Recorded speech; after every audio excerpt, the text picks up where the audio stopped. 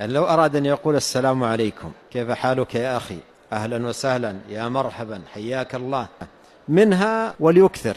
هذه الآن قائد المرء إلى الأخلاق الفاضلة، السلام والتحية الطيبة والترحيب مدخل الحديث، هذا مدخل الخلق، فيتكلم لا يمنع نفسه. الآن حتى السلام بعض الناس اللي رعونه فيه ينكمش منه، أو حتى من التحية والترحيب، أو حتى عند توافه من توافه أمور الدنيا يلقى أخاه ولا يلقي عليه السلام.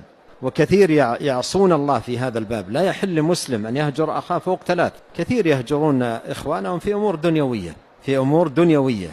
فقائد الخلق هو هذا، قائد الخلق الكلام يفتتح بالسلام، يفتتح بالتحية، بملاقاة الإخوان بالكلام الطيب، ثم يأتي بعده تباعا، لأن الحسنة تجر الحسنة. إذا سلمت وحييت وتلطفت في الخطاب زان كلامك بعد ذلك، وطاب وجمل بإذن الله سبحانه وتعالى.